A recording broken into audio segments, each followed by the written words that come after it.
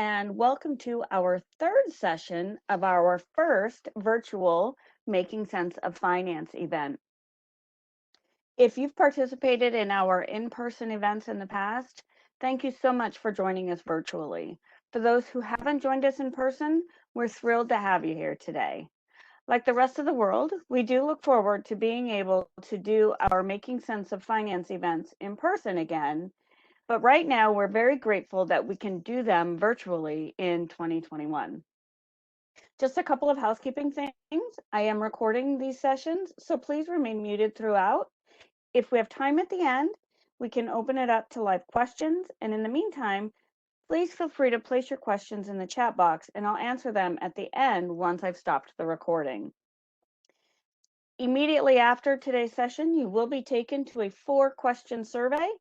Please take a moment just to complete those 4 questions, as it will help us to make our future events a big success. Without further ado, my name is Katrina Boyer. I'm the Investor Education Coordinator for the Pennsylvania Department of Banking and Securities, and we're going to jump right into this morning's session, where we are talking about the basics of saving and investing. So this morning, I'm going to be covering sort of the differences between saving and investing. We'll talk a little bit about budgeting for our short-term and our long-term goals. We'll talk specifically about stocks, mutual funds, bonds, and savings accounts, and the differences those each play in helping us to meet our short and long-term goals. We're going to talk about a couple of different investment strategies, including the investing Snowball. And at the end, I'll make sure that I provide you with some resources so that you're able to go on and learn more. If you're interested in learning more about investing, we do have another session on Investing 201 that's going to be on Wednesday the 12th at 6 p.m. featuring Holly Zugay from Pennsylvania Housing and Finance Agency. So hopefully, if you haven't already, you'll consider registering for some of those other events. So let's jump right on into talking about the differences between saving and investing. When we think about savings, we think about our savings accounts, our checking accounts, where we use that money to pay our bills on a regular basis. We may think about money market accounts, and we may also think about certificates of deposits. One thing we have to remember when we're thinking about our financial institutions, our banks or credit unions, where we keep our money for our short-term goals, is that those institutions are insured. Our accounts are insured up to $250,000 per account holder. So in other words, if you've got 3 accounts at one institution and there's one person on the account, all 3 of those accounts combined are insured up to $250,000. If there are 2 people on the accounts, then the insurance goes to $500,000. So make sure that when you're thinking about the money that you keep in your savings, again, for those shorter term goals, make sure that you are mindful of those limits. So we want to keep money to reach those short term goals in our savings or our financial institution accounts. Short-term goals include the money that we may need for an emergency. It may be money that we're planning to save for a vacation. It may be money that we're trying to save for the down payment on a new vehicle. Typically, short-term goals are anywhere from a few months to 5 years or maybe even 10 years.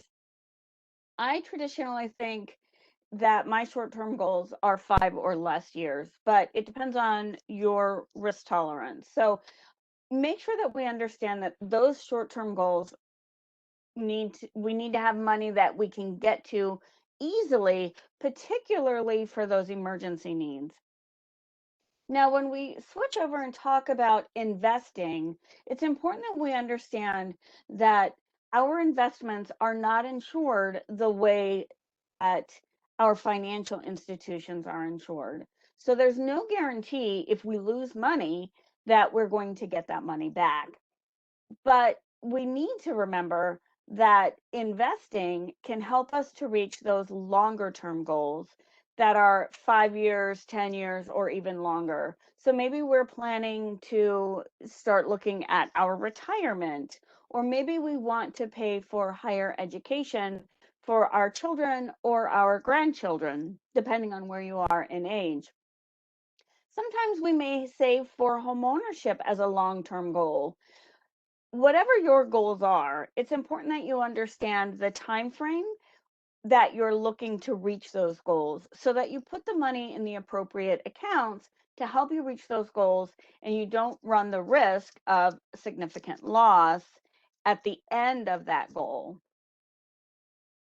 But in order for us to be able to really think about how to start investing, we need to have a plan for our money. So we need to start by organizing and planning exactly what we're going to do with the money that we have coming in.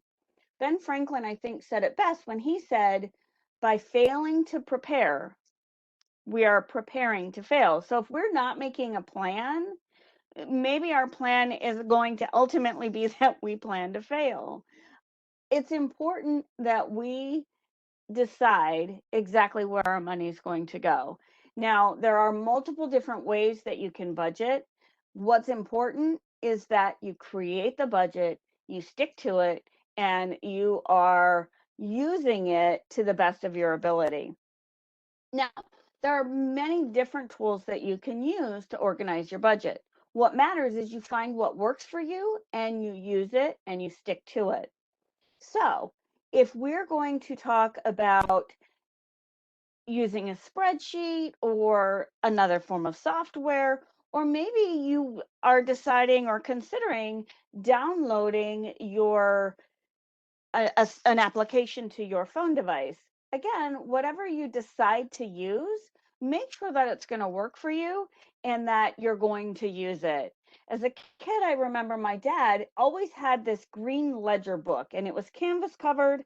And for years, he could look back and tell us exactly what money he had spent for utilities, for a mortgage payment, whatever other expenses he had, because he kept that handwritten spending plan, which was very helpful for him. If you're the type of person that sort of needs that paper and pen, go for it. If you're the type of person who needs to keep it electronically, go for it. Whatever works for you. Again, make sure that whatever it is, you use it and you stick to it. So I just want to go back to sort of re-emphasizing our short and long-term goals. Remember that our short-term goals are less than 10 years or less than 5 years or whatever you're comfortable with. We're going to use it to save for emergencies like medical expenses, car repairs, and we can use it to help reach our short-term goals, celebrations, vacations, whatever those goals are for you. Maybe you're simply trying to save for a new electronic device. Again, short-term goals. Longer-term goals are 10 years or 5 years or longer. It's money that we are going to invest that we can afford to risk in the short term. So it's okay if we see fluctuations in the value of the money that we have in our long-term goals because we've got much more time to recover. We're going to invest for long-term goals like paying for our retirement, home ownership, or paying for higher education for someone who we care about. So now we need to remember that when we're looking at investing, this isn't a sprint. We're not going to get started today and be ready to retire in the next year or two. This is a marathon. And so what's critical for this is that we start and we continue and we pace ourselves and we do what we can to meet those end goals. Now, I want to, as we start to move into investing, I do want to provide you with some information about many of the publications that I'm going to be referring to today. You can go to our website at dobs.pa.gov, where we have many different publications that you can download. One of the ones that I think is really helpful is our Kiplinger 5 Keys to Investing Success. This is sort of that overview to give us the steps that we need to take to start that investing process. It's very helpful. In my 45-minute session, I can only cover so much. So what we're doing is we're covering a much broader kind of umbrella overview. Checking out the resources that we provide can help you to have that deeper understanding of the information that's available to you. So as we start to talk about investing, I want to make sure that I'm really clear that there are different ways that we can invest, where we can talk about risk level. So those higher risk things are going to be stocks and mutual funds, which we'll be talking about next. Some of those not quite so risky are bonds and bond funds. And then the least risky are cash, certificates of deposit, and savings. Now, we need to keep in mind that the higher the risk, the better likelihood we're going to have of a higher return. However, we need to make sure that we're not investing to the point where we're uncomfortable with the risk that we're taking. So we're going to talk towards the end about different types of strategies that we may be able to use as we start this investment process.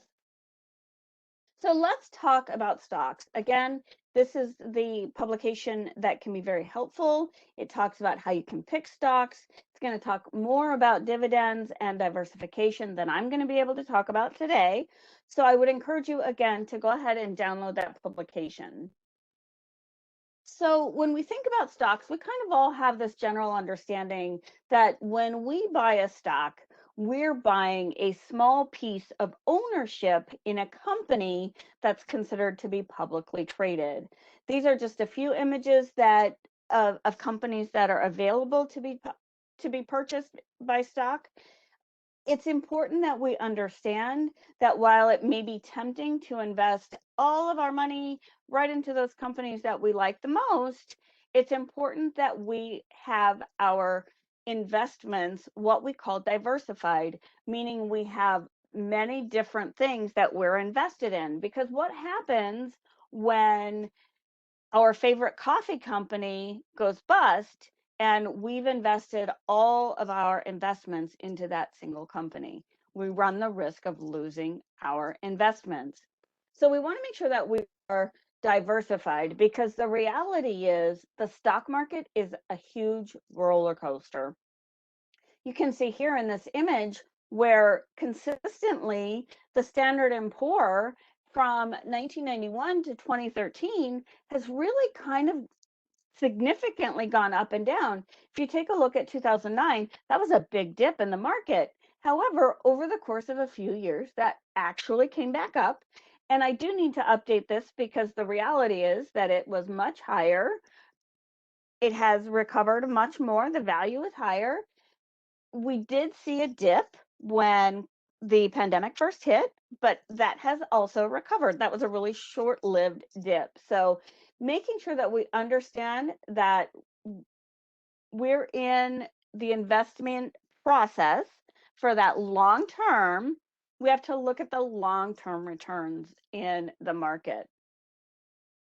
So when we start to think about investing for first-time investors, it can be, again, it can be really tempted to just pick our favorite companies. But the reality is we need to have a variety. Many individuals say that if you're going to choose your own stock, you need at least 10 to 15 different companies from different industries and sectors.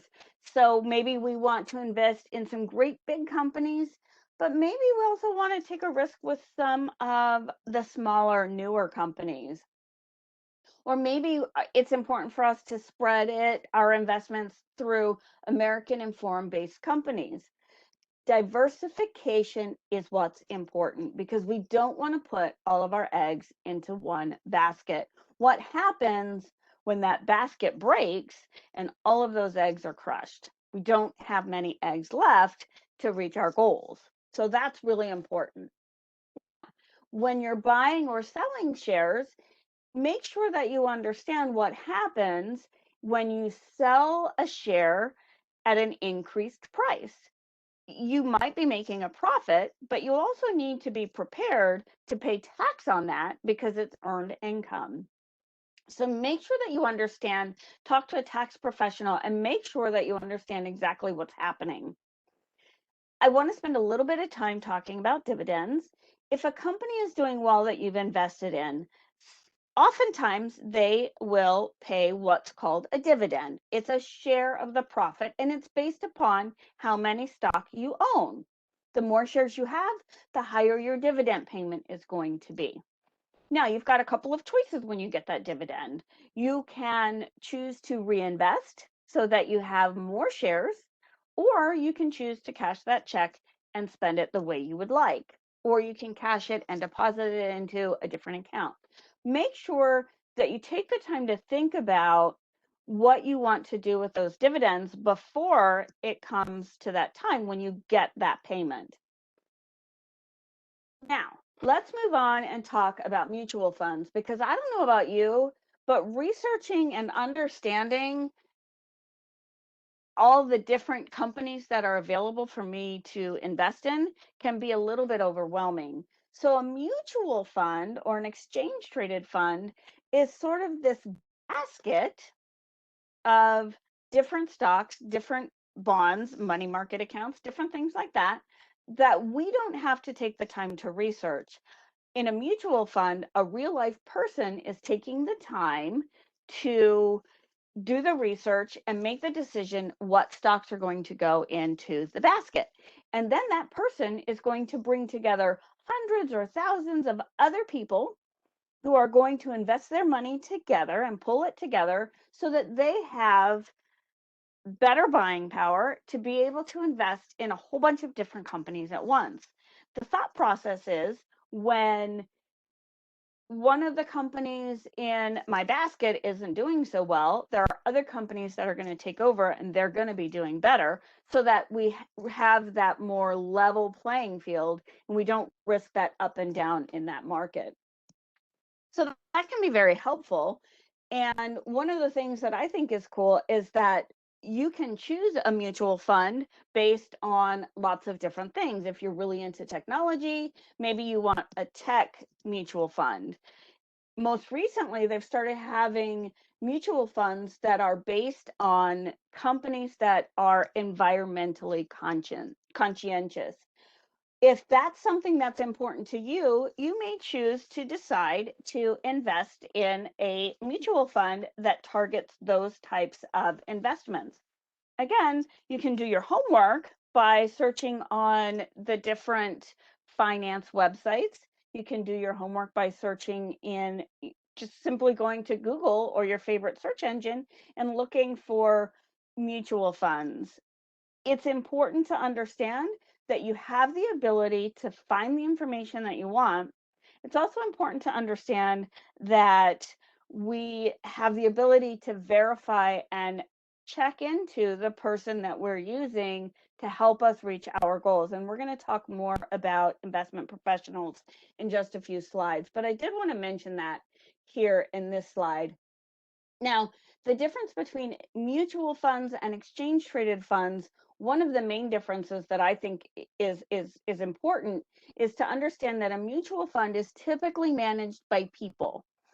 When you have people managing, there are fees associated with that, and it's important, it's required by law that those fees are disclosed to you as you're starting that investment process. An exchange traded fund is all done with technology. It typically includes a basket of companies that are typically coming from one specific place. So there's really actually no thought that goes into that. But the fees for that, because it's not managed by a person, are going to be less. So keep in mind the differences between the two. I would encourage you to check out that publication that I mentioned, that mutual funds and exchange traded funds. Or I know that Ms. Zuge is going to be covering some more detail about mutual funds and other types of funds in her presentation, Investing 201, next week. So make sure that you check that out too. So let's move on and talk about bonds. Again, here's the image for bonds, the first two products, stocks and mutual funds, are considered that higher risk. The next level is that medium risk level, and a bond or bond funds tend to be a fixed income investment. It's basically you lending money to either a government, a municipality, or a corporation, and they agree to send you interest payments, typically every 6 months. So twice a month, you can count on receiving that interest payment. At the end of the bond period, you can count on being repaid the full amount of the amount that you let, the full amount of the face value of your bond. Now, there are a couple of different types of bonds that we need to talk about. If we think about, first of all, if we think about the stock market being a roller coaster, then bonds and bond funds tend to be sort of that teacup, less risky, less up and down, less torment in our investing. However, we need to understand that they're definitely not 100% guaranteed, because when we invest in a government bond or a municipal bond or a corporate bond, if that organization would happen to go bankrupt, bond holders are paid first, but there's no guarantee that when they go bankrupt, you're actually going to get the full value of the bond itself. So make sure that you understand that there is some risk associated with a bond. However, the return on your investment for a bond is guaranteed. It's defined in the bond when you buy it, and it is typically higher than what you're going to make in a savings account or certificate of deposit. So that's why it's sort of that middle of the road risk level. So there are different types of bonds. There are US government bonds. Those are the ones that most of us are most familiar with. Our local or state bonds tend to be those bonds that maybe help support improvements to a water authority, or maybe electrical improvements for a community. Those are typically municipal bonds. And I know there was actually there was a bond that was being voted on in Philadelphia a couple of years ago because the city of Philadelphia needed to make water improvements to their water infrastructure. So the community voted, and to be honest, I don't remember if they voted to approve it or deny it, but basically what was happening is they wanted to sell bonds in order to pay for the improvements to the water infrastructure. They would have sold bonds that were 10 or 20 years out. People would have invested. Again, the municipal authority would have paid that interest every 6 months. And then at the end of that time frame, people would be able to get their money. The bond would be due, the loan would be due. And the same goes with corporate bonds. Sometimes a corporation is looking to make a big improvement. Maybe they don't want to offer more shares. So you can actually purchase a corporate bond. In a situation with a corporate bond, if there are bonds and stockholders, it's cool to understand that bondholders are going to be paid first and made whole first before a regular stockholder. So make sure that you understand how that works when you're looking to invest. So no matter how we're investing, it's important when we invest that we control our emotions and we don't panic. Because remember, this is that long-term investment that we're looking at. We're not looking at short-term over the next few years. This is going to help us meet our longer-term goals, 10 years out, 15 years out, however long it is. So we want to make sure that we understand that and that we ignore those negative headlines, because headlines can make us do irrational things that we may regret later. So make sure that you keep that in mind. So let's go back to talking about money that we may keep in savings. This is considered the least risky investment, but with low risk comes low returns on our investment. So we want to keep in mind that we want to save for emergencies, big purchases. It's a low risk place to keep our money. Now, there are certificates of deposit. A certificate of deposit is where you agree to allow a financial institution, bank or credit union, to use your money for a defined amount of time. It's going to be less than that bond that we talked about. So and it's pretty flexible. You can purchase a certificate of deposit with as little as $500. And the time frame that you allow the institution to use the money is very flexible as well. Maybe you only want it for 18 months. That's a great way to be able to save for a vacation, or again, that shorter term goal where you can keep that money nice and safe. You won't be tempted to get into it because of the penalties. And when you need it, you have the money. When the CD matures, you withdraw it plus all of your interest. So if you've got a $5,000 bond or certificate of deposit and you've let the institution use it for 2 years, you're going to get all of that interest at the end of that time frame.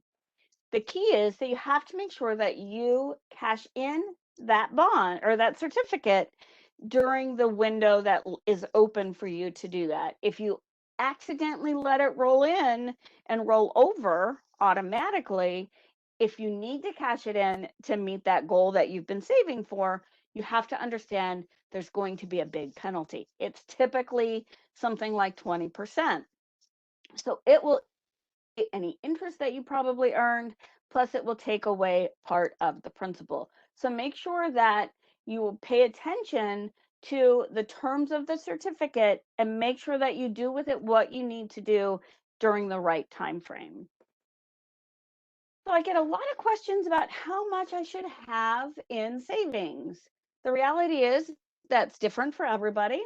You want to have enough to live on for approximately 3 to 6 months.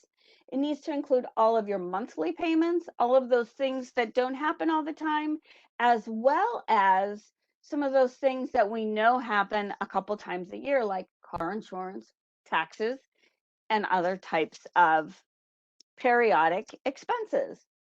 We also want to make sure that we have enough to cover those unexpected emergencies. Like maybe there's a death in the family and you suddenly have to travel. Having money available in a savings account can save us a lot of frustration in having to cash in our investments. It can also save us interest so that we can pay cash instead of putting it on a credit card and taking a long period of time to repay.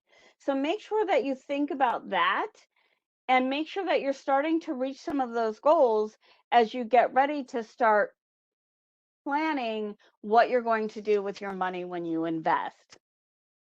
So speaking of investing, I want to talk about some different types of investing strategies. The first one we're going to talk about is asset allocation. According to Investopedia, asset allocation is a technique that balances our risk tolerance, the amount that we're willing to risk, and it helps to create diversification by keeping our investments sort of spread across those major categories that we discussed. So let's take a look at it in a visual way because I'm much more of a visual person.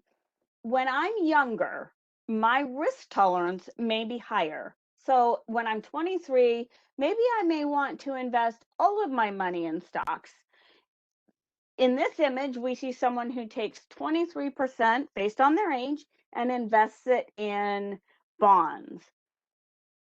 If you're willing to take on a higher risk, maybe you want to invest even more money in stocks. But as I start to age, the closer I get to retirement, chances are I want to reallocate my assets so that maybe I'm investing more in bonds and less in stocks, since I'm going to be accessing that money sooner rather than later. So that's one way for us to look at it. There are quite a few things that we should know about asset allocation. When we're thinking about it, we need to take into consideration our risk tolerance versus our potential for return. But we also don't want to simply look at what financial software or, big sheets tell us.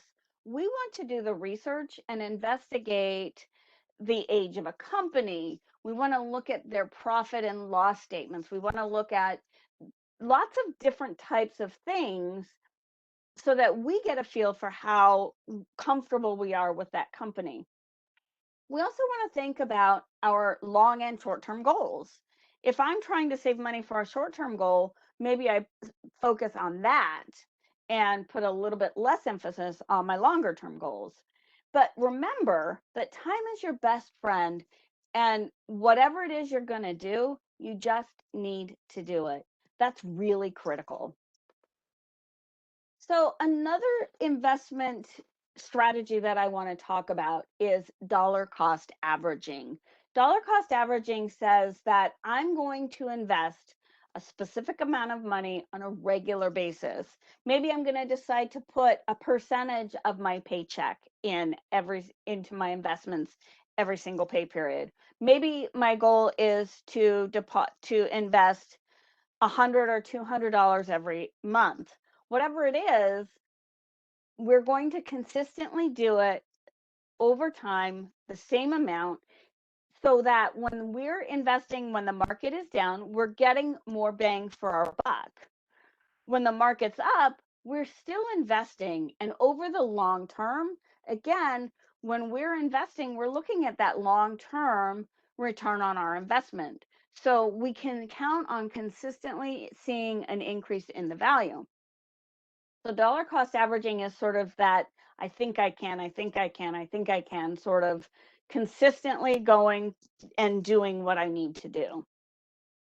It's not necessarily dollar cost averaging. The strategy isn't necessarily great if you've got a big chunk of money that you want to invest. So make sure that you understand the different strategies that are available. We've only talked about two. There are other ones that are available that you can learn about more if you do some simple research. We also have some information. We have some recorded videos on our YouTube channel at dobs.pa.gov. You can find our YouTube channel and you can see different strategies for investing. So I would encourage you to check out those videos if you're looking for more information. So let's talk about compound interest, because this is where investing gets to be really fun. Compound interest is this concept that it's interest on interest. So interest is calculated on the amount of money that we have in our account. And as the next interest payment comes through, we're actually getting interest on interest. So that's where we sort of get this compound interest. So imagine how cool it would be to be able to look at all of your interest payments to see where you're getting paid for money that you didn't deposit because it was interest already. Here's another way to really think about, we not only do we call it compound interest, but we like to refer to it as the snowball, the investing snowball. So we take a little bit from every pay, we start to get interest and dividends, and then our value increases. And when we look at it over time, we actually see a huge difference. And this is one of the things that I think is very cool. Now, first we have to talk. So the investing snowball, interest is money that we earn in our savings accounts. It's interest on interest. It adds to our snowball effect. But if we look at dividends and returns on our investment, if we reinvest those dividend payments, we're able to buy more shares or more partial shares. That really starts to add to our snowball. And let's take a look at the power of compound interest in the big picture. So if I was to take $84 a month and stick it in a jar or hide it under my mattress or put it somewhere that it's just going to just sit there and not earn anything, at the end of 40 years, I'm going to have $40,000. I mean, it's okay. But if I invest it, And if we take and we just use a simple interest at 10% compounding. Again, the market typically, the stock market and typically returns anywhere from 6 to 10%, sometimes higher. But again, we've got that compounding. Instead of $40,000, I'm going to have $469,000 or thereabout. Let's just even round it to $400,000. Which of those would you rather have? Would you rather have 40,000 or 400,000? This is where that power of compound interest really pays off. And remembering that we're investing for the long haul and remembering the different strategies that we talked about, again, that dollar cost averaging and making sure that we have our assets allocated the way we want to. This goes a really long way in showing what the differences can be. So make sure that we really think about that and remember that time is on your side. The sooner you start, the better your return on the better your final product is going to be. So with that, I do want to spend a little bit of time talking about investment professionals. So we've got these publications. There's two of them that we have that talk specifically about investment professionals. We've got Getting Help with Your Investments and Cutting Through the Confusion. Both of these publications really outline the different types of investment professionals that are out there. It talks about the kinds of fees that you can expect those professionals to charge. And it also talks about the things they can and cannot do. It will also tell you about whether or not the financial professional that you're considering has what's called a fiduciary duty. Professionals with a fiduciary duty are required by law to act in your best interest. So they are not permitted to consider what's going to pay them the best. They're required to act in your best interest. Someone who's not a fiduciary is required to tell you they still have to think about your long-term goals. However, if it comes down to suggesting one thing or another, if there's a chance they would make more money doing this other thing, they may suggest that to you. One thing that they are required, if they're not a fiduciary, is they're required by law to tell you what potential conflicts of interest there may be. So if one thing is going to pay better than another, they're required to tell you that. So that's very helpful for us to understand. When you're considering a professional, you can ask them for the information in writing and ask them to tell you what are their charges going to be. What exactly are they a fiduciary? Are they not a fiduciary? How are they going to get paid? Are they getting paid by you? Are they getting paid a salary by the company they work for? Understanding how that works can go a really long way in helping us to determine the best investment person for us. Now, you can also check the investment professional. You can call our office at 1-800-PA-BANKS, and I'm going to provide you with that information in just a couple of slides. You can also go to brokercheck.finra.org, and I apologize, that should have been a link on this slide. You can verify information about the professional that you're considering hiring by checking their history on BrokerCheck. Again, that website is brokercheck.finra.org, and I'll be happy to send that information out to you when I send out your slides. So I'll make sure that I include that link. But when you check the investment professional, you want to make sure, number one, that they're properly registered. The other thing that you can do is you can check their history. You can see how long they've been doing business. You can also see if they've had actions taken against them or if complaints have been filed. So make sure that you check that professional before you trust them with your hard-earned money. We have another publication that can be very helpful. This Maximize Your Retirement Investments is a very helpful way to help us understand the best way to take advantage of employer offered investing. So whether it's a 401k or another type of employer sponsored investment, this publication can kind of help you understand how to take best advantage of that, along with being able to help you to make sure that you're making the best choices for your long-term goals.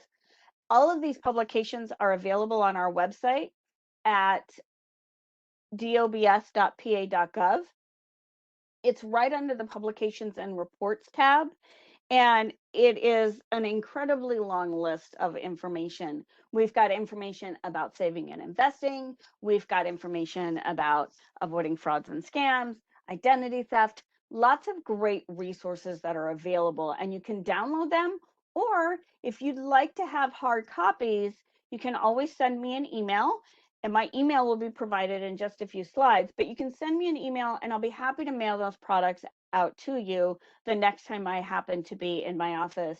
We are still telecommuting, so I try to get into the office as often as I can, but that typically is once or twice a month. But I will get those out to you if you are interested in that.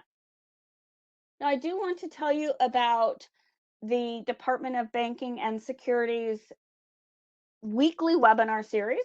We have these 30-minute webinars that talk about investing and consumer protection topics. We think it's very important to provide individuals with the resources and tools and knowledge that they need to be able to make wise and safe investments, to be able to protect the assets that they have, and to be able to learn about important topics like the different types of investment accounts that you may be able to use. We talk about using technology in order to do investing. We're going to be talking about elder abuse and exploitation next month as we go into Elder Abuse Prevention Month in the month of June.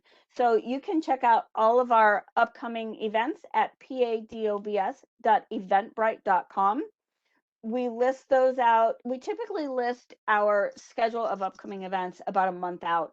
So currently on our Eventbrite page, you'll see all of our events for May. We'll be starting to update for June in the next couple of weeks. So make sure you check that out. Also, if you go to dobs.pa.gov and check out our YouTube channel, you can see some of our previously recorded midweek money events where we talk about different things, where we kind of dive into. We have a 30-minute session on stocks and the stock market. We have a 30-minute session on mutual funds and exchange traded funds. We are able to go into more detail about those things, as well as sort of it's this shorter version. And then we also provide extra resources on where to go to get more information. So make sure you check that out if you're interested. I do want to talk about our consumer services office. Our staff are available during regular business hours, Monday through Friday from 8 to 5. When you call 1-800-PA-BANKS, a real life person should answer your call. So we don't have to push 1 for this or 2 for that. If our staff happen to all be on the phone at the same time, you can leave a message, and they typically return calls within 24 business hours. So what's really great is these calls are free and all of the services. So if you have a question about an investment professional, you have a question about your financial institution or a charge or a transaction, they can help you with that. If you have questions about a mortgage or check cashing company or a pawn shop or a car dealership, we license all of those different types of individuals so they can help you to understand what's happening. So I would encourage you, if you have questions, concerns, give our consumer services office a call. They're happy to help you with those questions. My name is Katrina Boyer. I can be reached by email at katrboyer@pa.gov, or I can be reached by phone at the telephone number that you see here. And this concludes our formal presentation. I am going to stop our recording now. And if any